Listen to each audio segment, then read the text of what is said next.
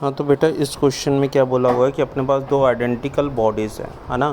दोनों same material से बनी हुई हैं, लेकिन जो हीट कैपेसिटी है वो इंक्रीज़ विद टेम्परेचर होती है। यानी जिस बॉडी का टेम्परेचर ज़्यादा है उसकी हीट कैपेसिटी भी क्या होगी बेटा, ज़्यादा होगी।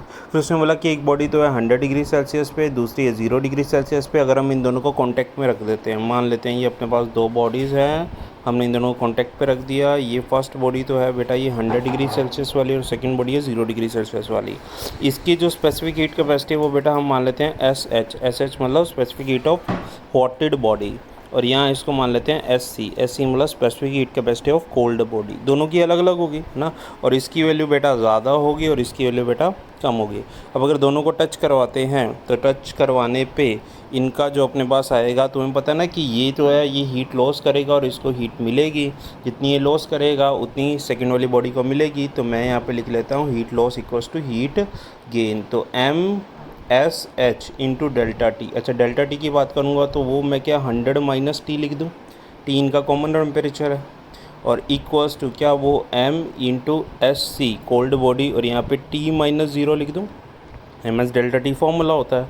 तो अब ज़रा बताओ अगर हम इसको सॉल्व करें तो सॉल्व करेंगे तो बेटा ये अपने पास आएगा 100 minus T upon T equals to S C divided by S H, है ना। तो अगर हम इसको आगे सॉल्व करें, टी की वैल्यू सॉल्व करते हैं तो ये अपने पास आएगा बेटा 100 by T equals to S C upon S H plus 1, और यहाँ से अगर टी की वैल्यू सॉल्व करें तो ये अपने पास आएगा 100 upon 1 plus S C upon S H. ये बनेगा टेम्परेचर का आंसर। अब तुम्हें पता है कि ये जो S C by S H है ना, ये जो S C by S H है इसकी वैल्यू तुम्हें पता है कोल्ड की स्पेसिफिक हीट कैपेसिटी कम है, हॉट की ज़्यादा है, तो इसकी वैल्यू लेस देन 1 रहेगी। तो ये इसका मतलब ये अपने पास जो आंसर आएगा नीचे डिनोमिनेटर का आंसर आएगा ये लेस देन 2 अपने पास आंसर आएगा। यानी कहने का मतलब क्या है कि अगर अब हम इसको सॉल्व करें कि जो टेम्परेचर का आंसर आएगा ना that should be greater than 100/2 होना चाहिए फिर, क्योंकि आंसर लेस देन 2 आएगा तो लेस देन 2 आएगा, 2 आने पे 50 आता है बेटा। अब लेस देन 2 आएगा तो इसका ना टेम्परेचर का आंसर तो फिर ज़्यादा ही आएगा। इसको ना टेम्परेचर जो होगा final that should be greater than क्या होना चाहिए 50 डिग्री सेल्सियस ना।